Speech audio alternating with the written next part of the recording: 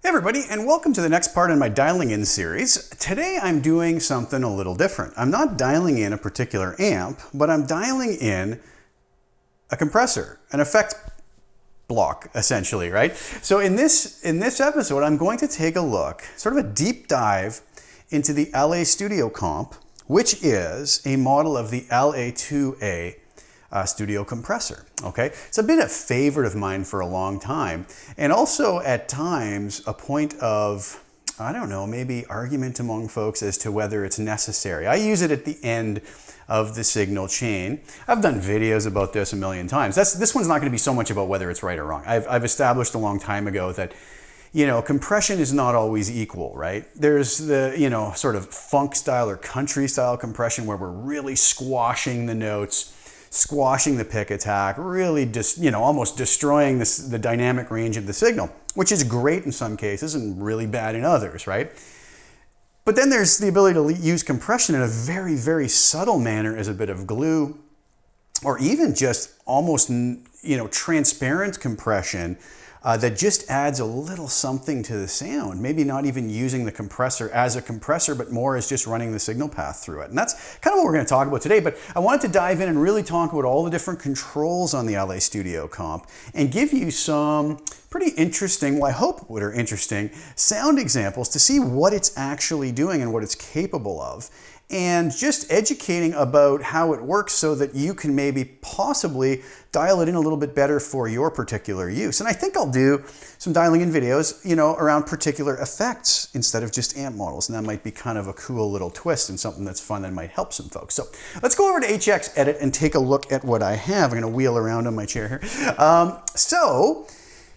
Here we have a little preset that I put together very quickly, nothing fancy. It's a Roland Jazz chorus amp model because I wanted something super clean, and that's the clean snapshot.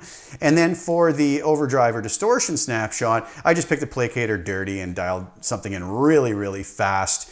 I turned the delay off. We don't need that for this. I have my normal low and high shelf just to take a little bit of the mud and add a little bit of upper mids to it and some highs to it as well. I always find that works really nicely as a very quick little thing to dial a tone. Subtle room reverb just to give it a little bit of ambience, you know. Nothing going on here other than the high and low cuts. So this isn't about dialing in an amazing tone. It's more about this LA Studio Comp at the end. So normally, I think a lot of people who watch my videos, you'll see that I oftentimes have a peak reduction of anywhere from 5 to 6, gain at 5, you know, mix might be anywhere from 60% to 100% depending on what I'm going for. But let's dive in a little bit more here. What I am gonna do is I've added a looper to the front. I'm not sure if I have any loops in there. I think it should be free and clear right now. Oh no, I do have something. Okay, I think we're good now. Okay, just because I'm gonna throw a little loop in, because what I want to do is I want to be able to compare the compression without playing and just looping the same thing for a more scientific approach to being able to hear what's actually going on, okay?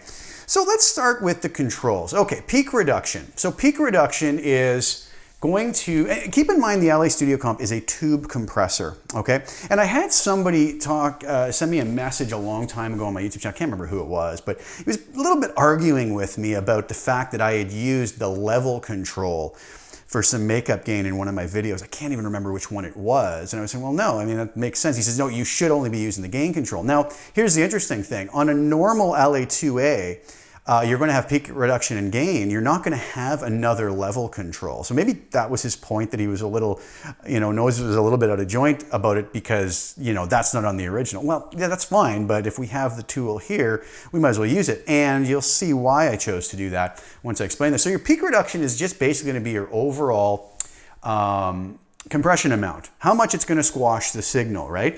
A lot of compressors have separate, you know, ratio and threshold and whatnot. And from what I understand, the threshold and ratio are kind of built into the peak reduction. And as we move it up, that kind of changes to a sort of fixed amount that the designers of the LA Studio Comp decided on. Okay. Gain is going to be a control that's after the peak reduction. So raising the gain here is not going to affect the amount of compression we have. It's going to be like makeup gain. So let's say we squash, you know, 5 dB of compression where it's squashing the signal by 5 dB. We could make that up here by kind of rolling that in. The only problem with that is in the LA2A compressor, the gain feeds into a tube stage after, right, which I believe is 2 tubes, okay? So what's going to happen if we hit those tubes too hard is they're going to start distorting in kind of a non-linear fashion. Not so much like, you know, digital distortion, but a gradual onset of tube distortion, which the folks at line 6, as far as I can tell, have modeled, I'm thinking, quite accurately, and we'll see that in a moment. So the problem with using this maybe for a lot of makeup gain would be that we're also going to start introducing some distortion characteristics. But let's say I already have that where I want, I can then instead use the level control to bring it up without getting those same modeled tube distortion, nonlinear tube distortion characteristics, if that makes sense, okay? So nice ability to have both, and I'll show you that in a second. Compress and limit. So a lot of people ask this. Compress and limit are just basically going to be changing the ratio, okay? The compression ratio that we have. So a compress is going to be a lower ratio, limit is going to be higher. I almost never use the limit because of the way that I'm using the compressor. I want it to be very subtle. I don't want it to really act upon things in an overt way, let's call it, right? So I always leave that at compressed. Now the emphasis control comes up stock at 0.9. Now from my research and what I understand is, the higher we roll that, the more it affects compression of high frequencies up around the 15,000 hertz range. I've never really played with this control much because of that. Maybe it's a really cool control. Maybe you want to mess around with it. But, you know, we're probably not dealing with tons of information up in that frequency range on the guitar anyways. So, you know, maybe using this on a drum bus or something, maybe that would be a little more useful, you know, to maybe squash or not squash the high end as much with the cymbals and whatnot. So it could be useful control, but I don't really do a lot with that as far as guitar goes. I usually just leave it at 0.9, but that's what it is.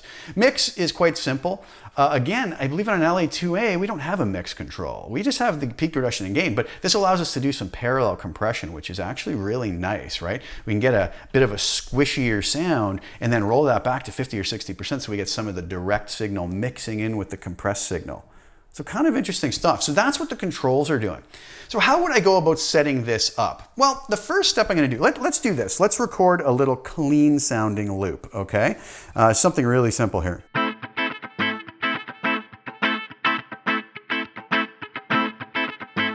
All right, so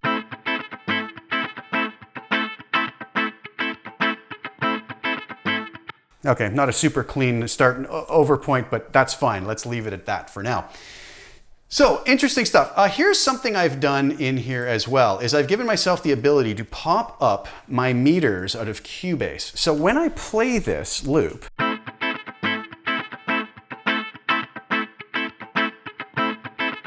you get to see not only the peak meter to see if I'm clipping digitally, which is going to be important for one of the demonstrations here, but you also get a loudness meter so that we can reset that and see what the integrated loudness is so that we know whether we're adding much compression to the sound. Okay, so watch here.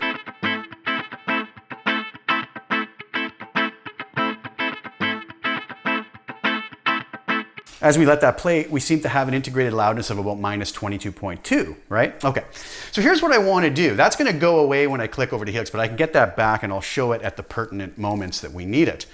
So I have my loop. Now what I want to do is I have my peak reduction at 0, I have it set to compress, I have my emphasis set where it normally is. For this example, I'm going to have mix at 100%, and I'm going to leave my level at 0 dB because I don't want the level control to be doing anything. I want to deal with peak reduction and gain first. Before I add any peak reduction, and that doesn't mean that this isn't already compressing to some degree, but we don't have a way of really telling without having meters in here for peak reduction. But we'll be able to tell by our ear somewhat anyways. But I want to match the gain so that it's at unity gain, so that when I turn this on and off, I'm not hearing a difference and my meters aren't showing me a difference. Okay, so I started at 4 because I think that might be kind of close.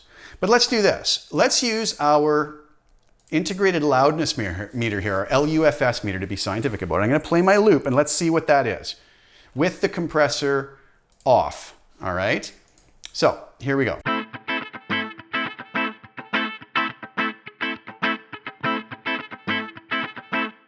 So it seemed to be up around, it kind of jumped there at the end. Let me just play through it one time. Okay, so around 20, it went from 23.9 to 24. You know, a 0.3, 0.4 dB is not going to be super audible to the ear, but you know, somewhat. So let's go around 24.3 to 24 once we turn the compressor on. So now the compressor's on. Let's see what we're at. So we're, like I said, around 24, 23.9. Okay, so we're a little bit loud here. So I'm going to pull this back. Now this isn't in dB, so I got to just do a little bit of a trial and error thing. We're looking for that to be around the -24, -23 area. So reset that.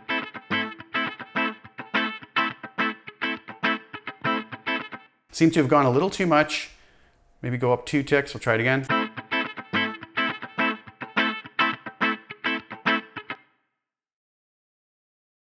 Go 0.1 at a time.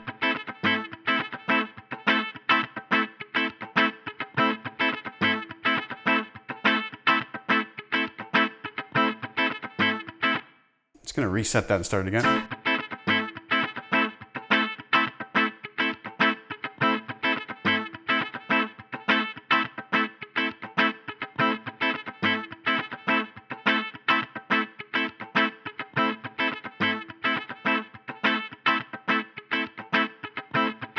That seems to be pretty close. It's really tough to get it to match exactly because it is interacting with it at that moment. And it's while it's an integrated, so you have momentary, max, short term, and then you have the integrated, right? So you kind of got to play with it a bit, but that's close. Let's do this. Let's play the loop and turn the compressor on and off, and let's see if we can notice a noticeable difference in the volume.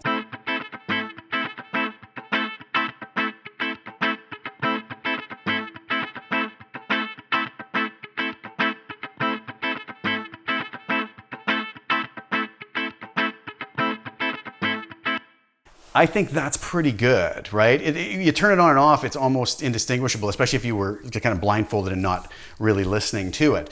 So that's great. Let's go with that. Now, what that allows us to do is to play the loop and roll the peak reduction in to see what kind of an effect it has and see where we want to maybe stop it, right? We're also going to be able to look at our loudness meter to now see how many decibels of gain reduction we get at certain points, right? So let's do that. I'm going to turn the compressor on. I'm going to play my loop.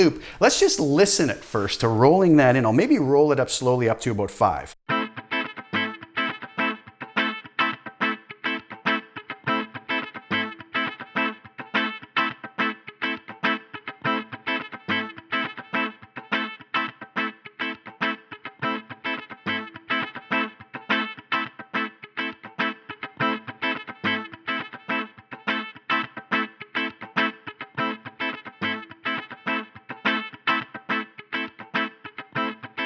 Do you hear how when we put the compressor on, the volume drops? So that means we're getting gain reduction. So let's do this. Let's test this out again and see how close to the -24 we are with it on now, and see how much gain reduction we have.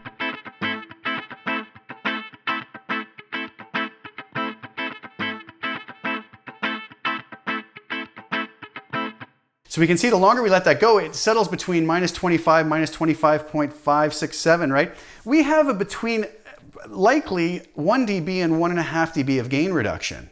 So very subtle, right? Very, very subtle. And that's what I've always said. You listen to it and you go, oh, okay, yeah, I hear a little bit of squash.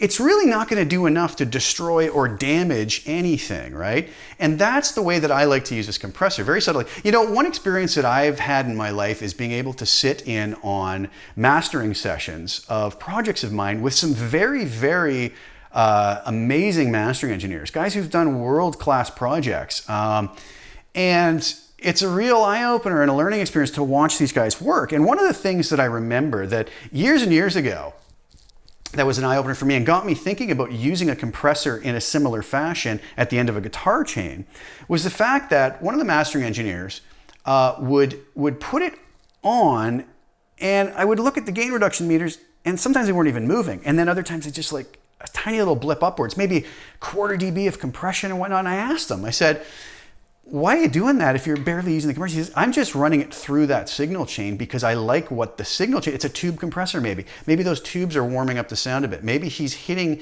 the front end of those tubes a little harder. That's adding some distortion, non-linear distortion characteristics that's sweetening the sound up without even using it as much as a compressor, right? So it's a similar sort of thing here. We don't have to go for this really deep compression. And I'll talk about that with the gain control in a minute, how we can use this as a sweetener without even maybe using it as a compressor so much, which is pretty cool. So yeah, let's do this though. Let's see what happens when we go full pin and just squash it.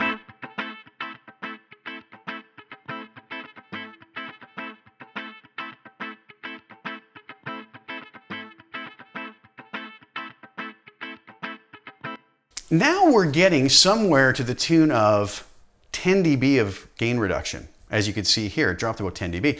So one thing I could do to really compare the before and after sound is I would have to come to my level. Now you might say, why don't you use your gain? Well, that's not in decibels. And it's also, we got to talk about the nonlinear distortion characteristics. I'm going to just bump this up by 10 so that on and off is going to hopefully sound like not too much of a difference. Let's try that out.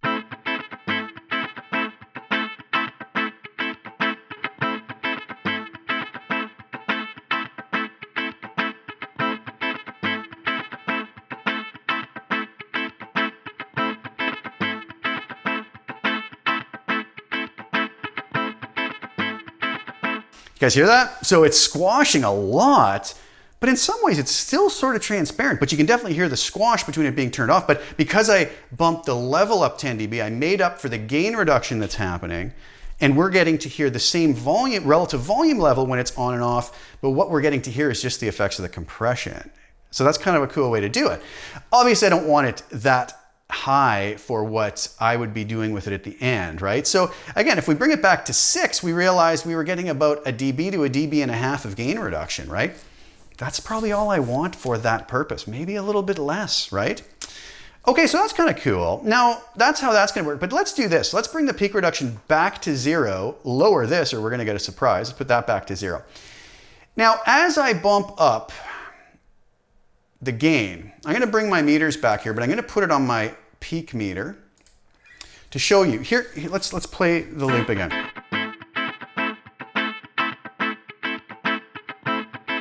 So my meters are peaking around, you know, -8 or whatnot. RMS, well, here we go. Let's reset that and take a look down at the bottom. Yeah, it's pretty close, -7.7, but the RMS, or the average, is around -27.1 down here. So we don't have a lot of room to go up. So what's gonna happen is, as I bring this gain control up, it's gonna start getting close to digital distortion. Watch.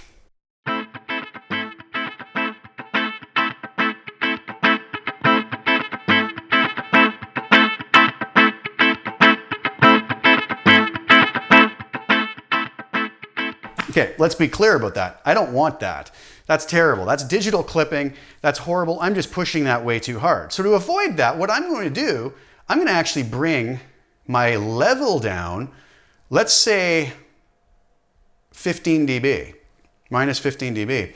That'll give me enough room to push this up so it doesn't digitally clip, but I want you to listen for the distortion characteristics coming in as we move this up. Because, as I mentioned, this gain stage is feeding into tubes, which are going to, once pushed to the limit, going to bring in some nonlinear distortion characteristics. So let's listen to that again. Watch the meters, and you'll see that it's not clipping digitally in the DAW. That signal's fine, but the distortion you're going to hear is going to be from the LA Studio Comp's model distortion characteristics. It's very quiet right now.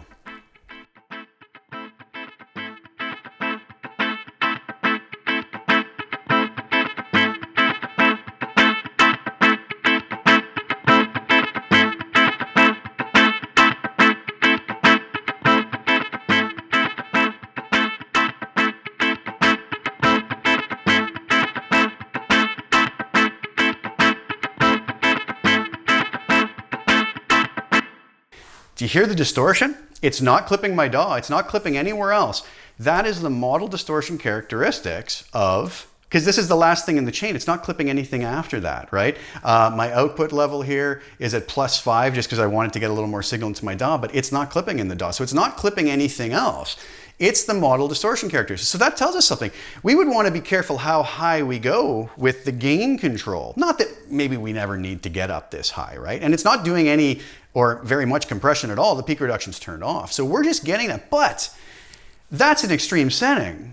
I was down at 3.6 where I wasn't hearing that before, but what if we started to roll that up to the 5 level or 6 level even? Could that start possibly introducing some pleasant distortion characteristics? Because when we're modeling tube distortion, there's sort of a subtle onset of it before it gets to that point where it's like, ooh, that's too much. Maybe it's going to add a sweetness. And this goes back to what the mastering engineers that I've discussed would mention, right? That it's adding just a little something and maybe some distortion characteristics from the tubes. So that's a cool thing. So that's one of the reasons why I will always set this up around 5, 5.5, maybe 6, because it always seems to just add something. Am I imagining it? I don't know, but it just seems to come to life for me in those settings. I do that, and then if I have to compensate with my level output, then I do it there, if that makes sense, okay? So that's kind of cool. So by bringing this up to 5, and, you know, let's just do this. I don't think we're going to notice any major distortion, but it might just add a certain little something to it, right? So let's do this. Let's try to play this at 5 and see what the meters tell us on the loudness meters, okay? With it off, we know we're around -24.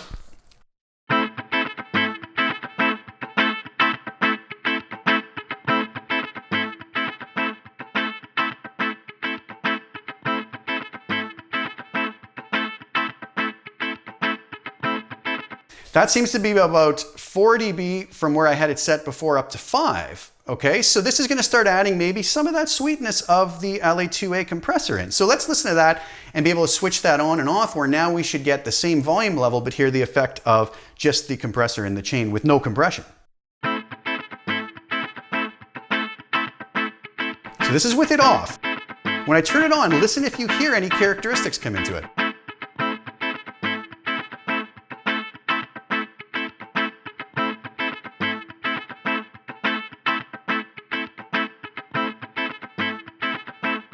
You're going to have to be listening on a decent set of headphones or monitors, right, to hear this. But there is a subtle difference that I like once I've brought that up. Now, is it compressing a bit? Also, it might very well be. But for some reason, it seems like when I bring that gain up into that level, it seems to add a certain sweetness and something I like about the sound. And that's a lot of times why I use it. So we're not even using it really as a compressor at this point. We're using it more just as another signal in the chain to add just a certain something. So these people who go on about compressor should never be at the end, a compressor should never be after effects, a compressor should never be used on distorted tones. You know what? That's a blanket statement that discounts how the compressor is being used. And that's why I always kind of go, why are you saying that? It doesn't make sense. And there's the proof. The proof is in the pudding. If I put that little thing on after delay and reverb, it's not going to do anything to the delay and reverb. It's just going to glue the whole thing together in a way, and that's why I do it, right? So, you know, this is a very scientific way to do it too. I'm matching volumes, right? Everything is done in a way that you can hear before and after. And here's the thing. The folks who say, I've heard it, I don't like it. I don't like it on my presets. I don't like it on... I am fine with that because that's about personal preference and we all like different things. But to just make a blanket statement that it's wrong or you never do this, that comes from a place of ignorance and probably just lack of knowledge towards the different possibilities with using some of these compressors, you know. Not to be rude, but it's just the truth, right? So let's see if maybe... we go a little higher with that. Let's go up to maybe 6.5. I don't want to push this into super distortion, but let's see what happens here.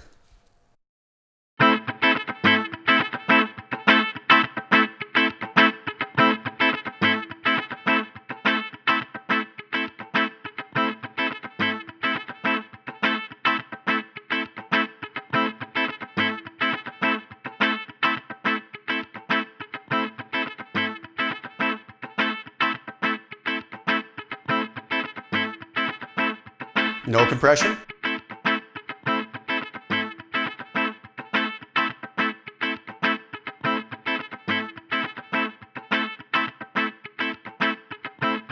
So it just does something nice to the sound that I like.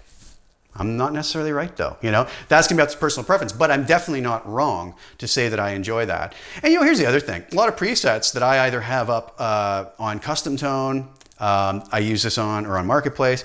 You know, for somebody, I'm using it in such a subtle way that for somebody who really doesn't like it, it's as simple as doing this. Either that or click the X. Or if you don't like it after the effects, it's as simple as doing that, and the problem is now solved. You get it? So the idea that this is such an issue is actually pretty comical because it's so easily rectified, right? And hey, like I said, if that's somebody's personal preference, that's perfectly fine. I've never been the type of person just my way or the highway. That's a ridiculous thing, right? So, okay, cool. Okay, well, let's deal with it then, talking about how we can use it on distorted tones, okay? Something with more overdrive. So let's do this. Let's go into this tone.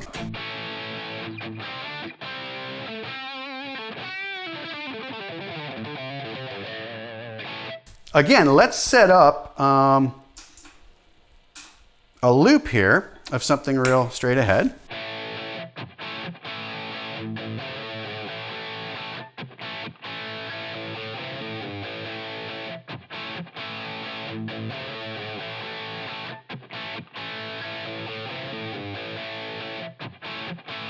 Okay, so what we want to do is we want to match this up again. That's very low output right now because I moved this back to 0. But we want to make sure that go through the same process we went before, making sure that on and off with peak reduction at 0 is the same at unity gain. Okay, so let's do that. Let's get our meter back.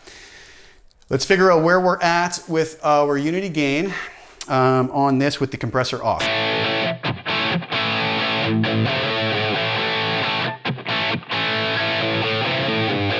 Somewhere around minus 17.2. So we'll make note of that.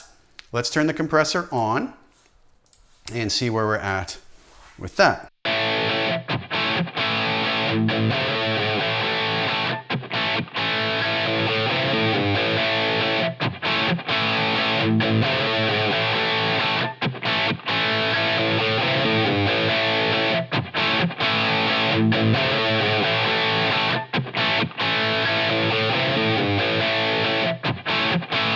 I think right around there. So if I turn the compressor on and off, we shouldn't get a whole lot of compression, but we should have the same level. Let's see. So here it is off, and then watch when I turn it on.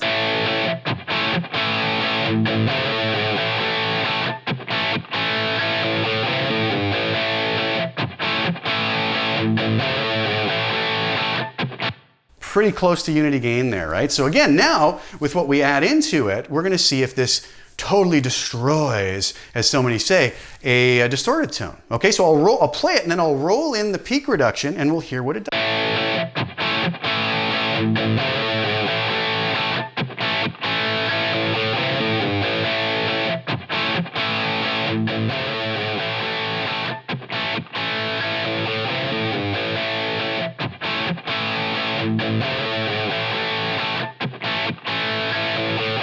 So a lot of times that's around where I put it. Okay, so let's check that out and see how many dB of gain reduction we're getting there. Okay, so again, we were around minus 17.2 with it off.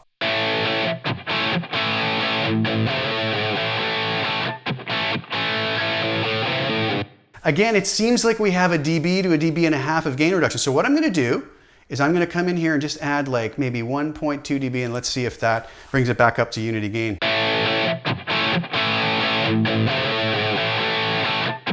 Now I should be able to switch the effect on and off and hear what the compression and nonlinear distortion characteristics are actually doing to it.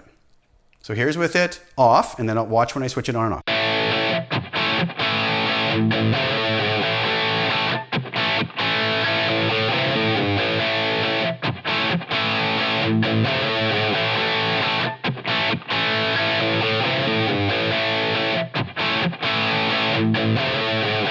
So subtle that some folks might even say, I don't even hear it.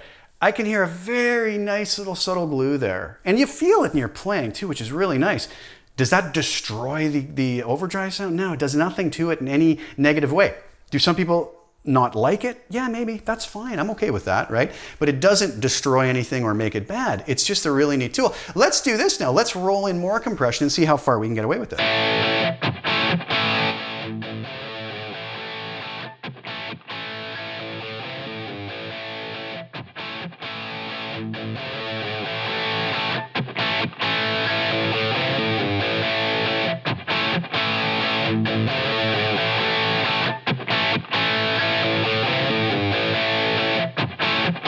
So we're in around 12 dB of compression now. So let's do this. Let's listen to it on and off and see what happens. Very squashed, right? But let's see if even that extreme setting destroys the sound. This is off.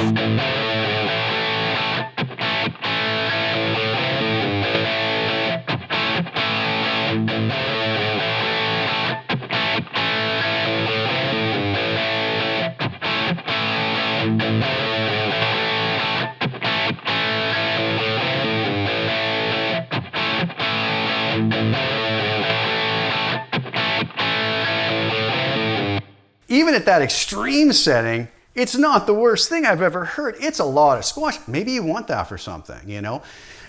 But this just shows that you can get pretty extreme with this LA Studio Comp. This is a wonderful model.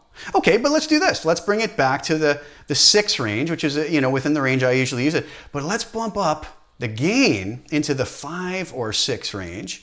Obviously, I'm going to have to bring this way back. We were up around, I'm gonna bring this back to like maybe -2, but we'll test it out and see exactly what we're dealing with here. Remember, my target's -17.2.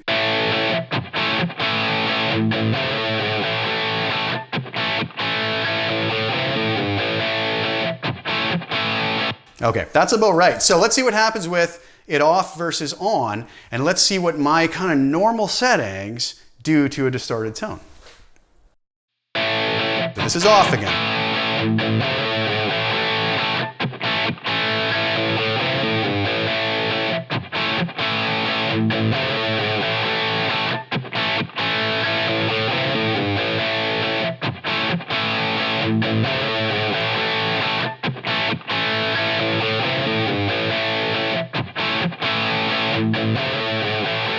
Very nice stuff. Again, personal preference. Some folks might not like it. I love it. I just think it gives it that glue. And I'll tell you what happens when you use it in a proper mix.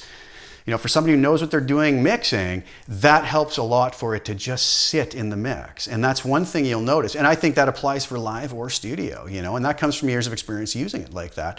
Love it. Okay, what happens though if we bump this up to, let's say, into those non-linear distortion characteristics? I'm going to bring this back and we'll match that up again and we'll A/B that.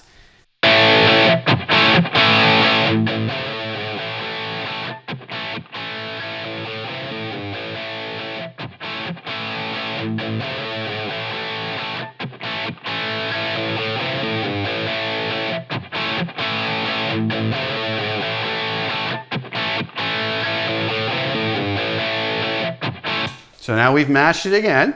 So let's hear that. Here's the compressor off.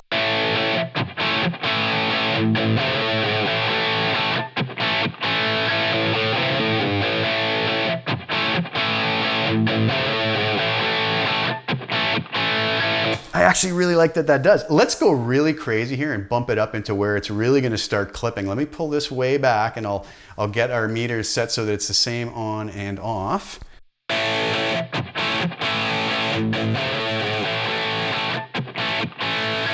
Already you hear those distortion characteristics coming. I don't like that. That's awful. That's pushed way too hard. But let's slowly bring that back to the edge of where that comes in.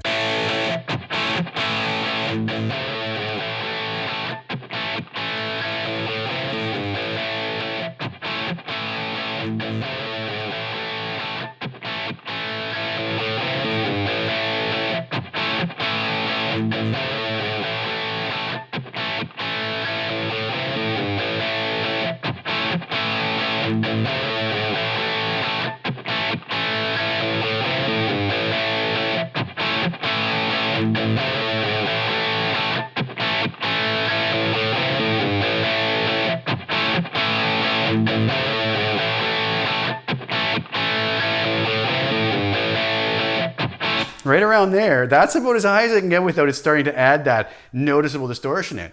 So we're pushing this harder. Let's see what it sounds like off versus on.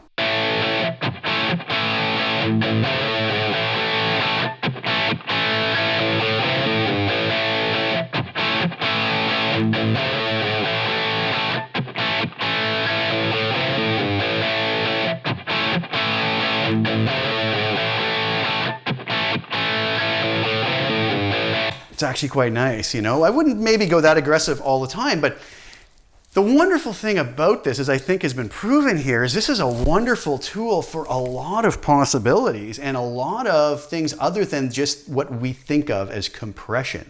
I use it as a tool, a sweetener. To me, even at these settings here, to me, it just, when it's on, there's just a little something that we're running through these, you know, this new tube circuit, right? We're getting very subtle, maybe 1 dB of compression, peak reduction compression. It's not a lot, very transparent, but it just lifts it in a certain way. And for me, it helps it sit in the mix, like I said, either live or in a studio mix. So that's a good reason why I like to use it where it is. Could it be used elsewhere? Absolutely. Simply drag it to wherever you want it. The beginning, sure. At the end, no, the beginning might be different settings, right? We might want it, you know, with a little more peak reduction, clamping down on those unprocessed transients, you know, from the pick attack, depending on what we're playing too, right? It's really going to depend on a lot of that. And then we can also use the mix control, right, to blend in part of the clean signal. So if I play this again at these kind of extreme settings, let's do this, and then I'll roll the mix control back so you can see what that does.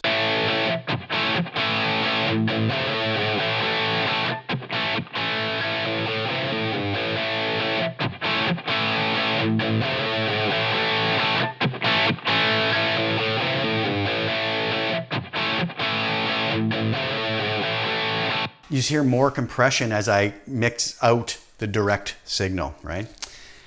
Does that help anybody? I hope so. I thought I wanted to do that because, like I said, it doesn't seem to matter how many videos I do about the LA Studio comp and where I choose to put it. There's always somebody out there who constantly has to keep trying to say that there's a problem with putting it there, even though I've proven over and over again in videos that it's not a problem.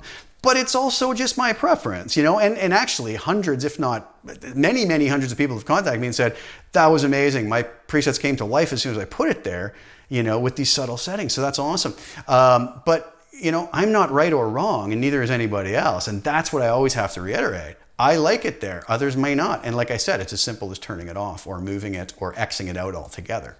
You know, so I don't know why it's such a big deal. But anyways, and I get this on a weekly basis from so many folks, like, oh my goodness, here we go again with the end compressor thing, right? And that's not why I wanted to do this video at all. I've done other videos about that. This was more about giving people the knowledge of how this compressor actually works, and in a very controlled way. I have a loop playing the exact same thing into it, matching volumes to within like 0.1, 0.2 dB. You can't argue with facts that are presented in that way, right? So anyways, I hope you guys enjoyed that. It was a fun one, and I hope that helps you to mess around with your LA Studio comp, and look out for more dialing in videos for particular effects. If there's any that you guys want to see, let me know. All right. Thank you guys so much for tuning in. As always, I really appreciate it. Check out Line 6 Marketplace for my new presets. That's part of how I can keep this thing going, you know. I really appreciate all the kind words and great reviews I get from that, the support, and just the support of watching the channel. Please share the videos, like them. That all helps me to just keep this all going. So again, thanks so much guys for tuning in. I will be back soon with some more content. Ciao for now.